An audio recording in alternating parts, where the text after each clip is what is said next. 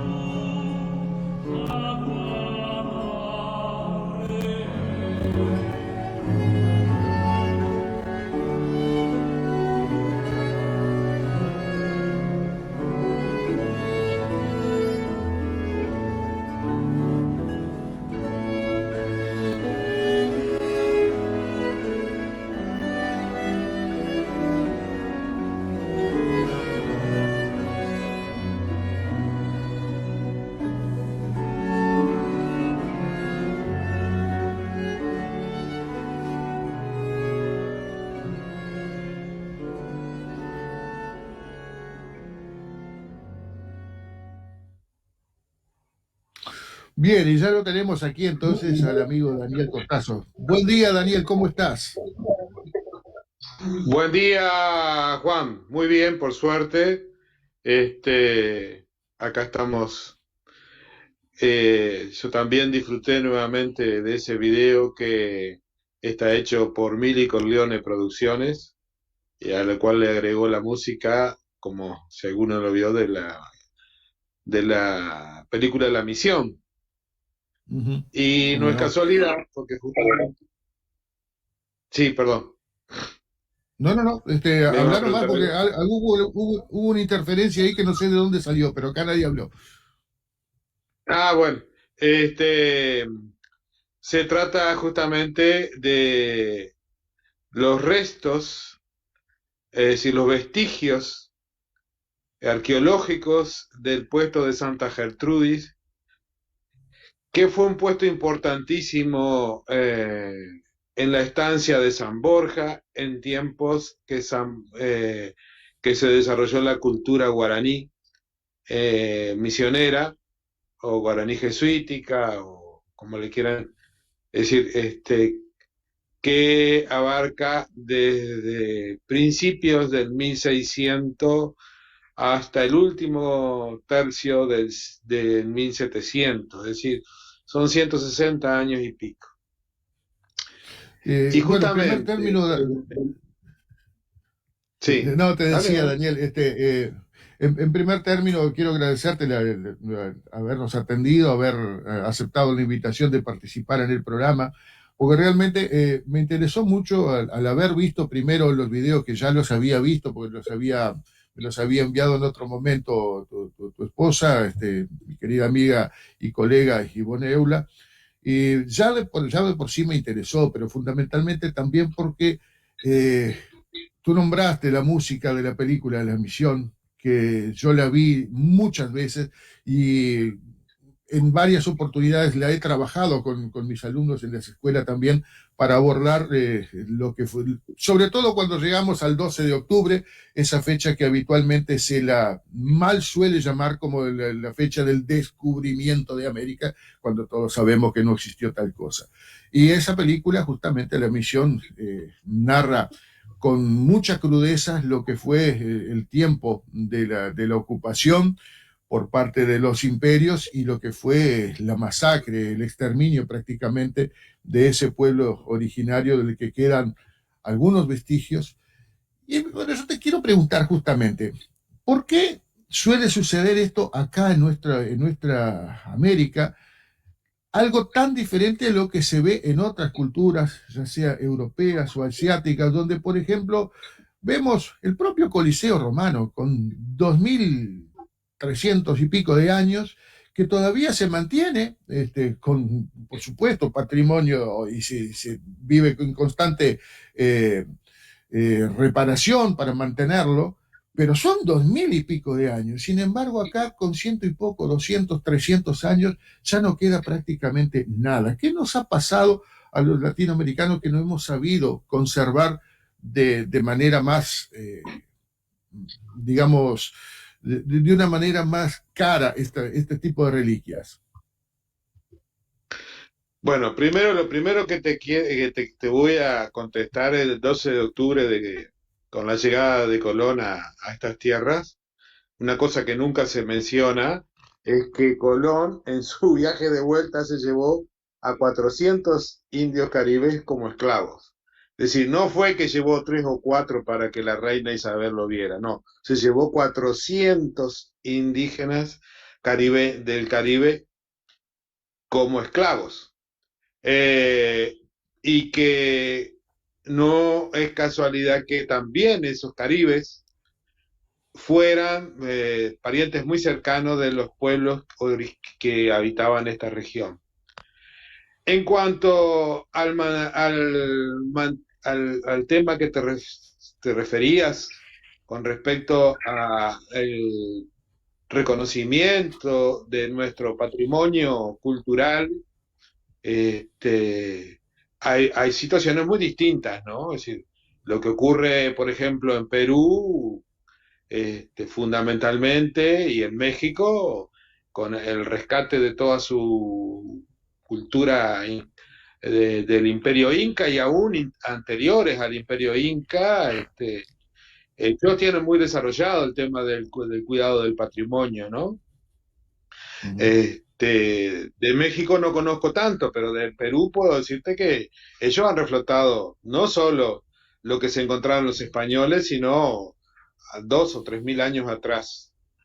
Y en cuanto al Uruguay, yo no creo que haya sido algo inocente el hecho de que a nadie se le haya ocurrido que el, el 90% de la toponimia al norte del Río Negro tenga una raíz guaraní, que haya 2 divisiones políticas del norte uruguayo, que son los departamentos de Paysandú y Tacuarembó, con nombres de raíz guaraní. No creo que haya sido algo inocente. El puerto de Montevideo ha centralizado y ha tratado de poner una tabla rasa de que su historia es la historia de todo el Uruguay, desconociendo las particularidades de nuestro norte. Esos vestigios que yo muestro de Santa Gertrudis ahí están cerca de corrales, muy cerca de corrales, de minas de corrales, igual está. Pero nunca nadie le dio importancia. Y tiene una característica muy importante en el sentido de que demuestra el manejo del ganado que se realizaba en nuestro suelo. Manejo del ganado, cría racional del ganado, que es el inicio de nuestra principal riqueza, la ganadería. Cuando llegan los españoles, 100 años y pico después, allá por comenzado ya el siglo XVIII, lo que vienen a hacer en cuanto al ganado es cuerearlo para cambiarlo por es decir, llegaban los barcos franceses primero, ingleses después, cargados de personas esclavizadas del África, y volvían Asia, Gran Bretaña o Francia, cargados de cueros. Ahí cargaban objetos que cambiaban luego en África por personas esclavizadas. Es decir, que ahí se establecía el circuito. Entonces, la diferencia entre esta gente que hizo esos encierros, esas mangueras y esos parapetos defensivos, como tiene Santa Gertrudis, fue gente que criaba ganado para alimentar a gente. Es decir, no era para contribuir a un comercio brutal, sino con el fin de alimentar gente.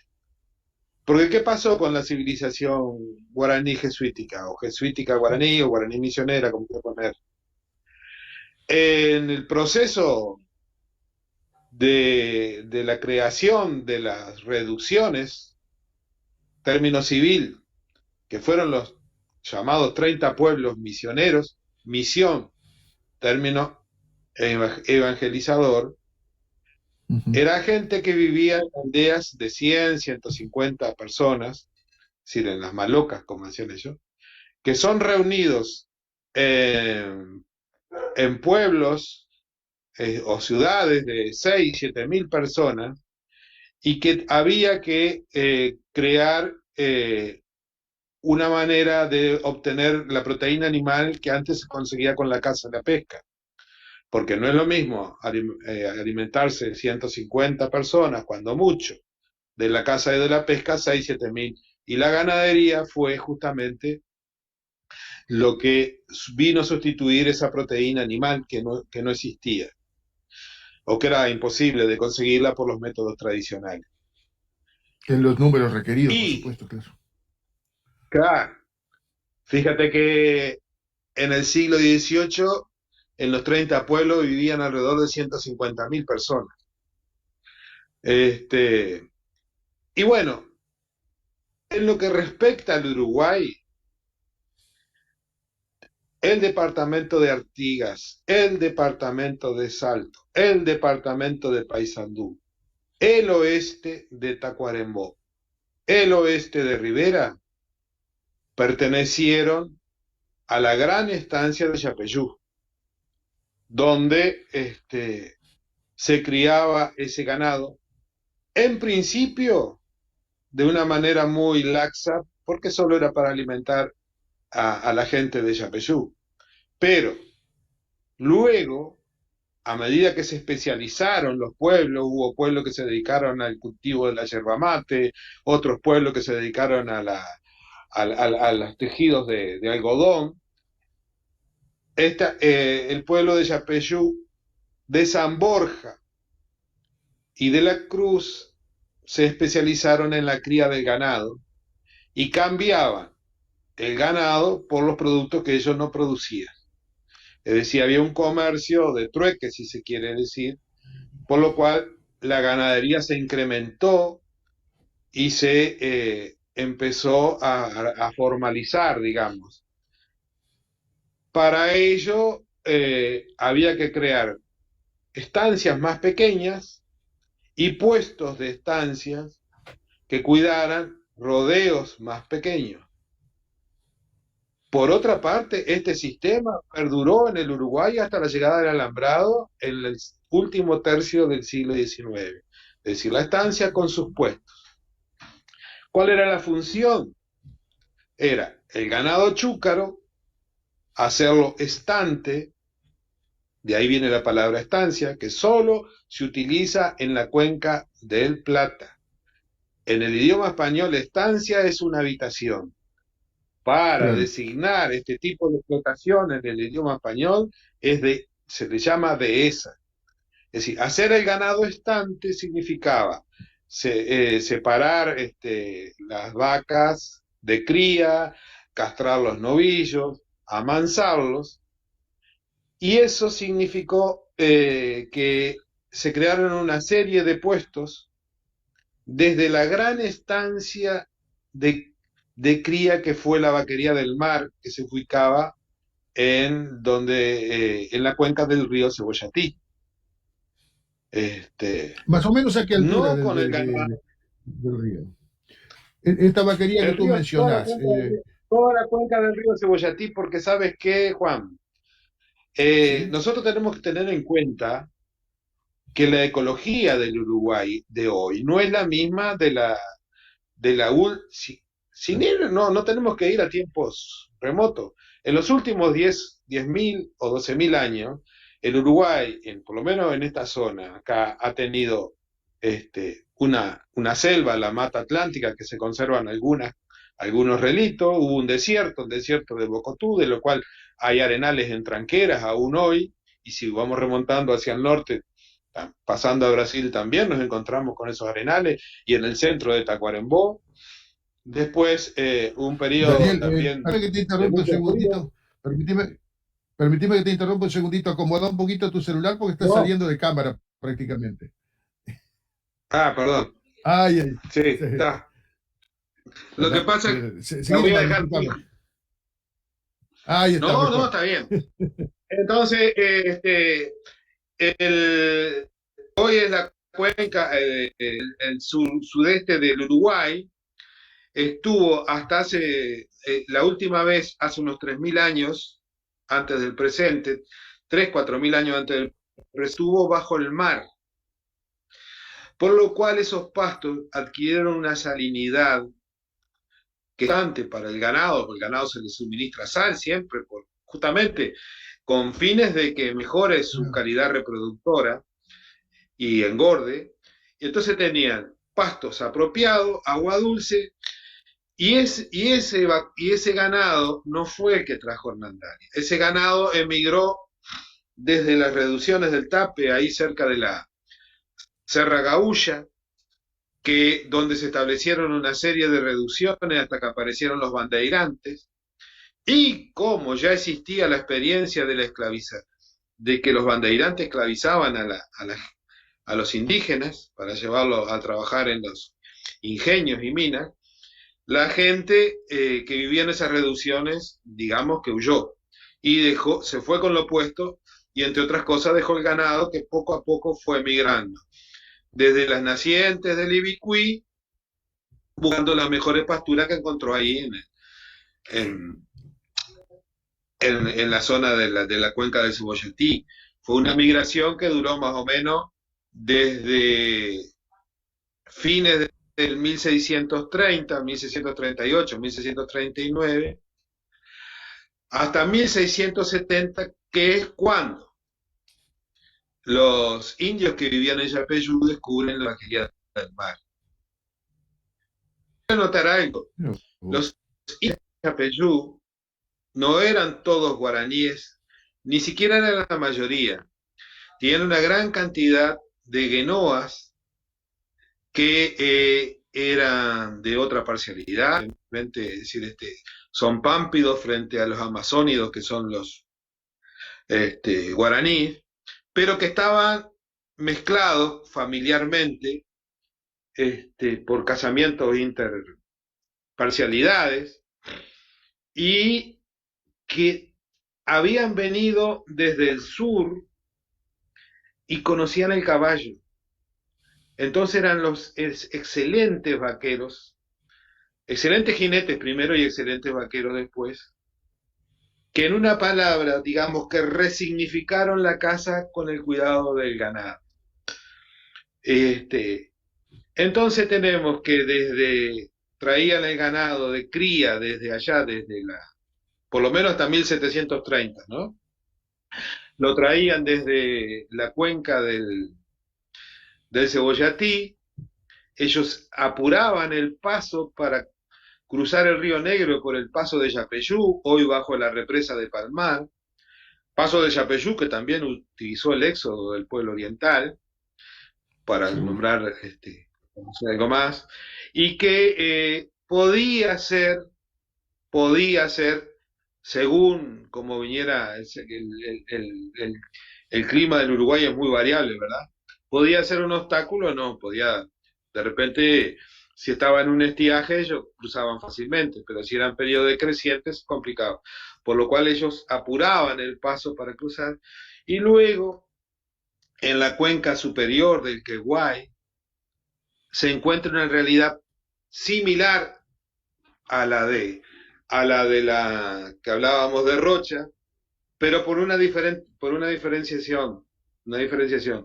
No es que, sí, el mar estuvo alguna vez, pero hace millones y millones de años. Pero también posteriormente a eso, hubieron una serie de volcanes y dejaron una gran cantidad de sal Volcanes. en esa zona, volcanes en Mm. esa zona, pero estaba hablando de algunos millones de años. Sí, sí, sí, sí, sí, claro, claro, claro. Eso hace, por ejemplo, que las termas de Almirón sean de agua salada. Eso hace que los pozos surgentes que existen en la zona son todos de agua salobre. Entonces también esos pastos y esa agua de la cuenca del Queguay sirvieron porque de esa manera ahí invernaban el ganado antes de seguir hasta Yapeyú, que Yapeyú se encuentra a unos 120 kilómetros acá de Rivera. Y justamente en las puntas del Cuñapirú se encontraba, porque ellos iban haciendo puestos cada 25, 30 kilómetros, que es la marcha de una tropa, diaria de una tropa, ¿verdad? En esos lugares paraban, cambiaban de caballos, que hacían todo digamos, el reaprovisionamiento para seguir otra jornada más. El último puesto se llamó Santa Ana y se encontraba en las puntas del Cuñapirú. Y Santa Ana fue reconocido por lo menos hasta 1836 como un caserío independiente porque el pueblo de Livramento, de Nosa Señora do Livramento, se fundó en 1823. Y los libros figuran como Nosa Señora do Livramento. El Santa Ana do Livramento recién se oficializa en 1957. Daniel, Así permíteme una que, interrupción aquí. sí, Este tema, los orígenes justamente de Santana de Libramento y de nuestra frontera, yo lo quisiera abordar más en profundidad y en otro momento en el que no estemos demasiado apurados por el tiempo. ¿Ah?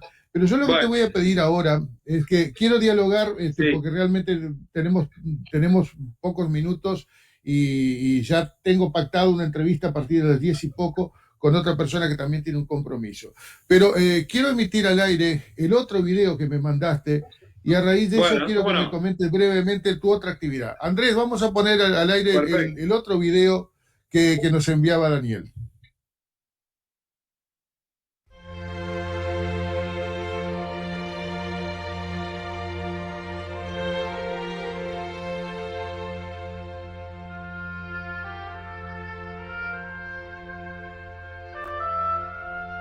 El establecimiento Buen Retiro, ubicado en la séptima sección de Paysandú, inaugurado en 1904 y conocido popularmente como Castillo Morató, está emplazado sobre asentamientos de anteriores propietarios. El primero fue Fructuoso Rivera en 1835.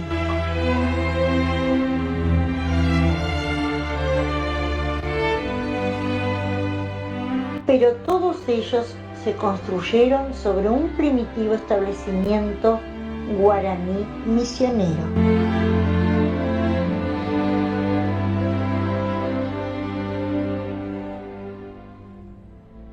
El río Queguay fue la frontera sur de la gran estancia de Yapeyú, tal como lo fijó la real cédula emitida por el gobernador del Paraguay, Blázquez de Valverde, en 1653.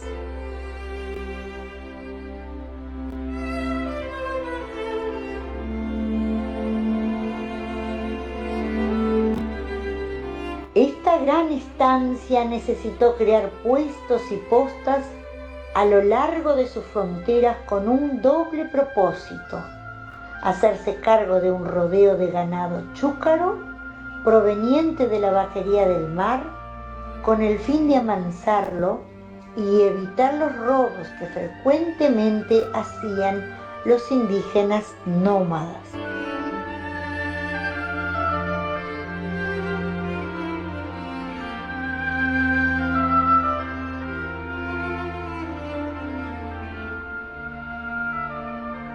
En 1752, el padre Miguel Marimón levanta un mapa de la región, el cual es georreferenciado en 1950 por el arquitecto Giulia.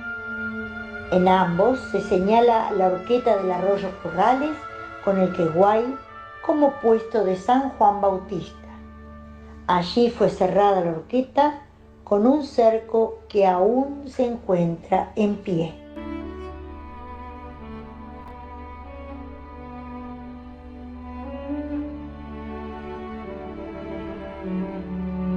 Por la calidad del campo y aguadas se procedía a amansar el ganado para luego dirigirlo más fácilmente hasta Yapeyú.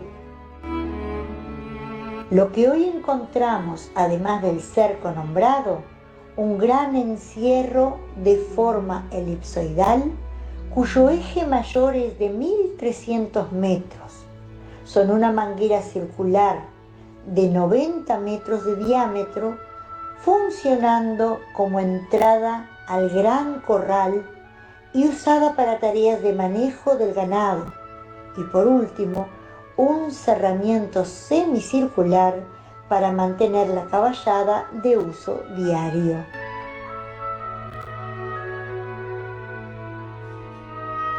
En todos estos casos, la elevación de los muros es típicamente misionera, más o menos mantenida en aquellos puntos donde los posteriores propietarios las reutilizaron.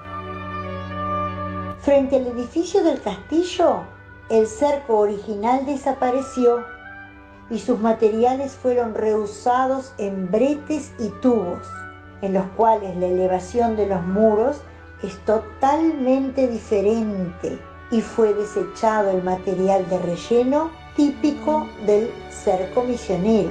El manantial fue entubado y hoy se bombea el agua.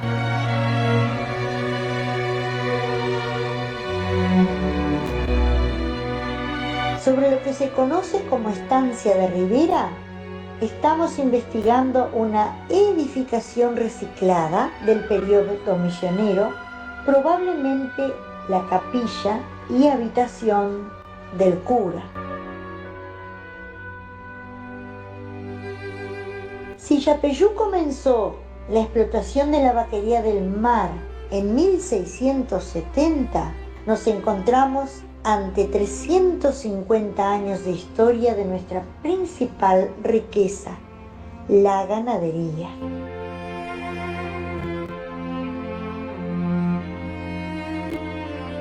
La misma fue evolucionando, alambrado, mestizaje, ovinos y las nuevas tecnologías que fueron expulsando a la gente del campo.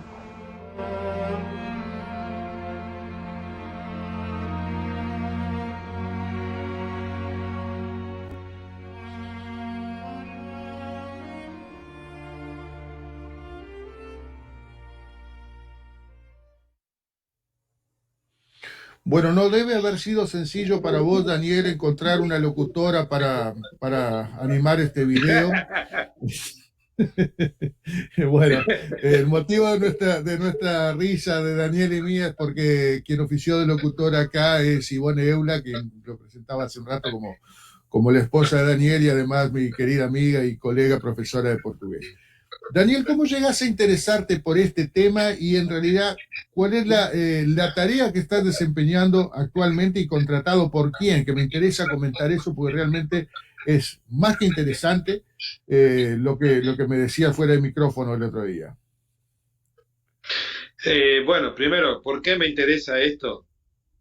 Porque creo que la historia uruguaya fue o es, no está contada en su totalidad y no está contada bien contada porque no ha sido inocente la ignorancia de todo este espacio de 100 y pico de años, con una cultura que no solo nos dejó el mate, ¿no?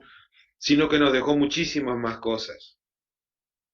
Digo que nos dejó el mate porque el mate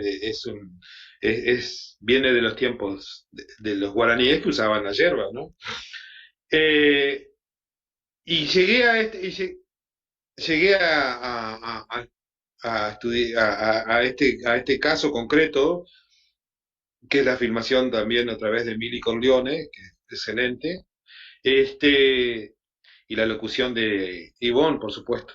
Eh, y a mí me contrató la familia Morató por recomendación de el doctor Norberto Levington, un doctor en historia argentino que se ha ocupado muchísimo del pueblo de Yapeyú y bueno, de la estancia, pero no, más bien es decir, con otros puntos de vista, es decir, la estancia es decir, no ha sido, digamos,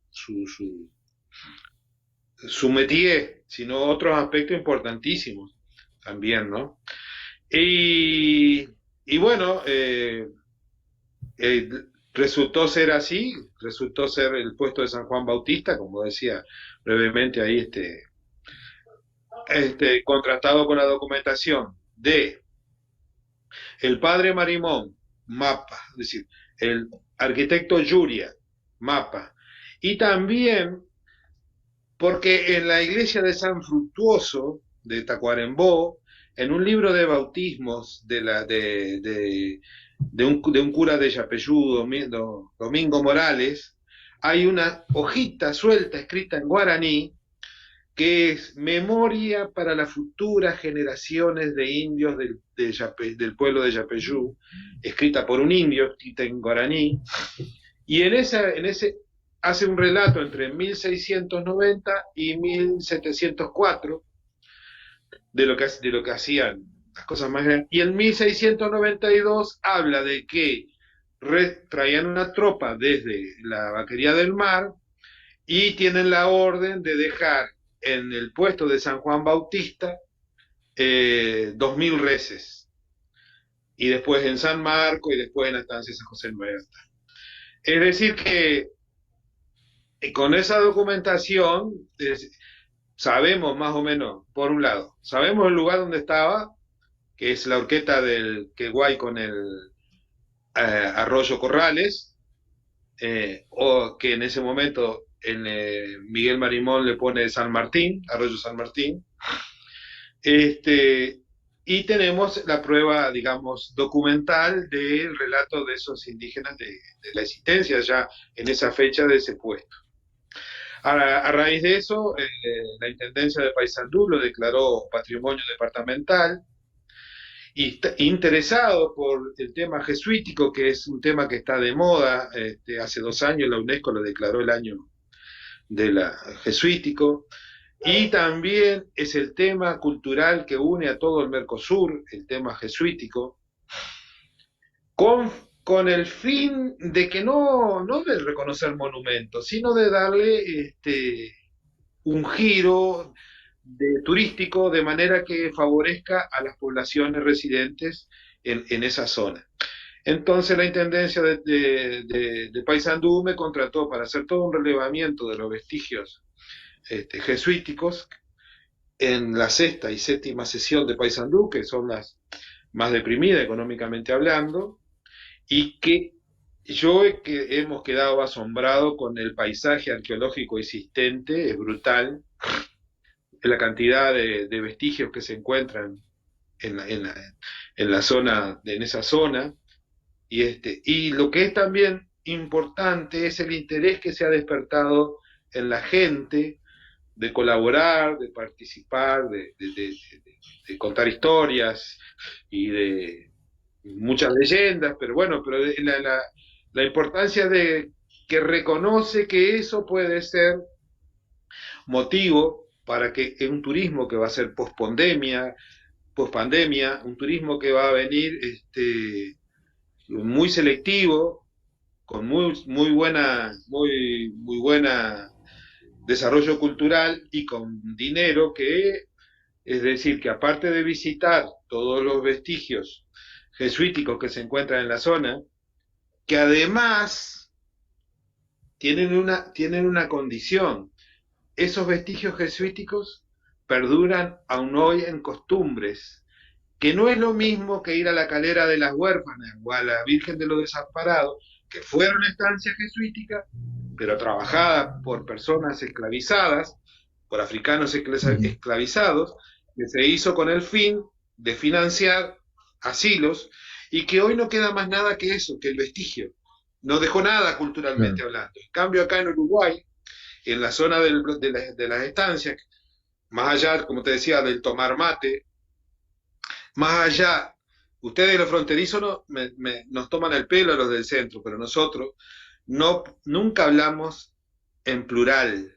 Es decir, siempre nos comemos la S. La S final. O la S final. ¿Por qué? Porque ninguna palabra guaraní termina en consonante. Eso es una herencia también guaraní. Es todo el manejo del ganado, que obviamente que se mestizó, se mejoró, etcétera, etcétera. También fuimos nosotros herederos de esa cultura ganadera. Se reivindica el gaucho y está muy bien, pero el gaucho no salió de la cabeza de Zeus de un golpe como nació Atenea. No, eso nació del mestizaje. Si fíjate que la antropóloga Mónica Sanz, que ha hecho estudios de ADN, dice que 1 de cada 4 uruguayos tiene un bisabuelo indígena. Si en departamentos donde ellos han hecho estudios, como Tacuarembó, el 60% de la población tiene sangre indígena, si el 40 y pico por ciento de la población del Uruguay tiene sangre indígena, si en el censo de la ciudad de Rivera que hizo Faustino Carámbula en 1893, la segunda, es decir, es dividido en europeos, indígenas, mulatos y negros. Los europeos eran 2000 y algo, los mestizos indígenas eran cerca de 700, los mulatos alrededor de 400 y los negros alrededor de 300. Quiere decir que acá la presencia indígena continúa, perdura, mucho más allá de todo. Y que me disculpen algunos, porque acá como está todo el tema del indio nacional, que es el charrúa, que perdónenme, pero no tiene ninguna razón de ser, porque no existe ningún indio nacional, porque los indios no sabían de las fronteras políticas, emigraban de acuerdo a donde podían conseguir la comida, que era su principal tema. Y el origen fundamental siempre fue guaraní. Y el origen fundamental... ¿Qué pasa? Se invisibilizan porque se cambia el apellido. Claro. Daniel, entonces, a mí me parece fantástico el hecho de que, finalmente se haya despertado o se esté despertando para en nuestro país y concretamente en este caso en la Intendencia de Paysandú, como para rescatar la memoria de estas cosas y que no queden simplemente como simples elementos perdidos allí por el medio del campo, que a menudo uno pasa por esos lugares y se hace una película bárbara. Se supone que esto deba ser tal cosa y que en realidad no hay elementos que estén al alcance del común denominador de la gente como para identificarlos. Yo te quiero agradecer una vez más la participación y quiero comprometerte para el fin de semana próximo o el siguiente, como para que estemos hablando también sobre algo que quedó inconcluso en el bloque anterior, que era los orígenes justamente de este lugar donde estamos, Santana de Livramento y Rivera, este conglomerado urbano que no podemos separarlo, y sobre todo en sus orígenes propiamente dicho. Hoy en día tenemos Santana de Livramento por un lado y Rivera por el otro, esas fronteras políticas que en algún momento no existieron. Vamos a dialogar sobre eso, si a ti te parece, el sábado que viene o el siguiente. ¿Te parece? Con mucho gusto. Con mucho gusto. Bueno, y por ahora quiero agradecerte muchísimo. Yo también tengo un bisabuelo indígena, a pesar de que ser ciudadano italiano. Ahí está mi amiga. Bueno, les mando un abrazo muy grande, el agradecimiento por la participación de hoy y nos estaremos comunicando en próximas oportunidades. Somos nosotros, porque conocimiento que no se divulga no sirve para nada. Exactamente. Muy bien, vamos entonces a una rápida pausa y a la vuelta volvemos con Edward Stronghitam, que es el director de la Unidad de Educación Vial, o como se llame, tiene un título mucho más largo que este, pero bueno, él lo va a explicar más adelante. Vamos a la pausa y volvemos con esto entonces.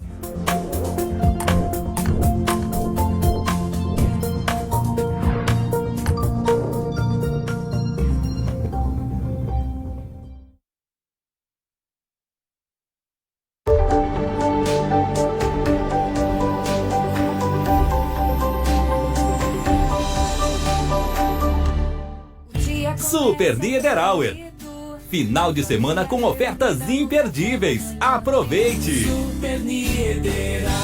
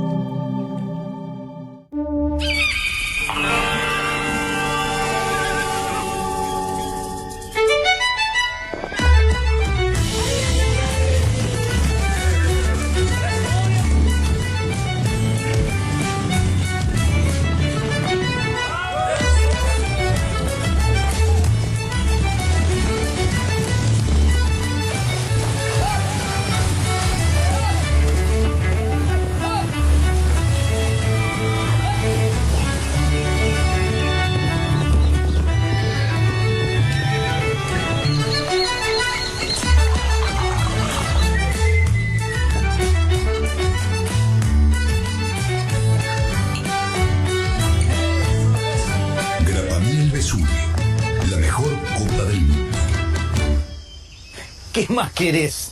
En Rivera, distribuye Distribuidora Pablo.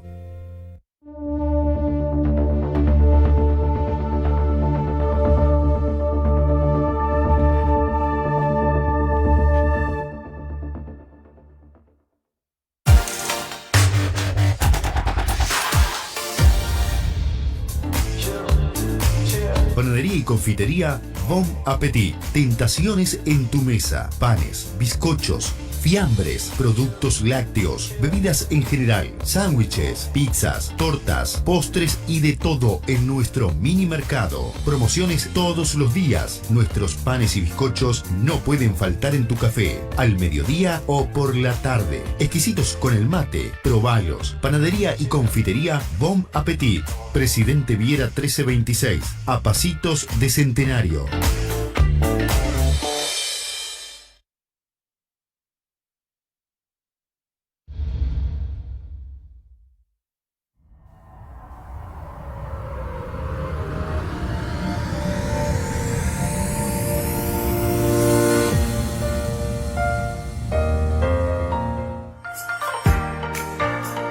Leao Pet Shop, Avenida Italia 2302, Santa Isabel. Todo para tu mascota. Raciones, accesorios en general, servicios estéticos. Todo para tus mascotas. Envíos a domicilio 092-491-903 y 092-506-007.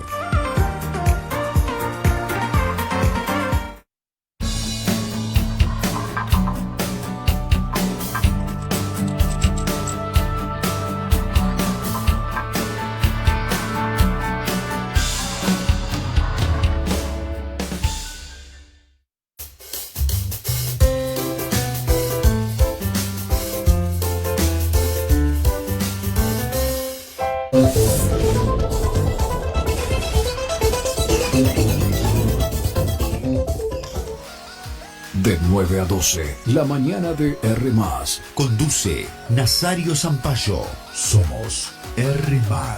La manera de comunicar y llegarle a su oyente o televidente ha cambiado. R+. Radio que se ve. Somos su mejor opción para promocionar su producto o empresa. R+. Más radio, más televisión. La mayoría está en internet consumiendo productos online. Esto es R+. Más radio, más televisión.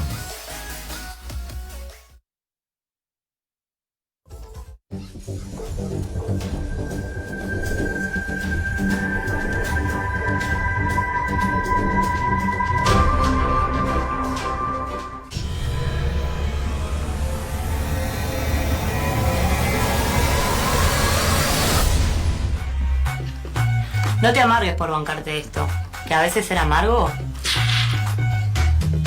está buenísimo.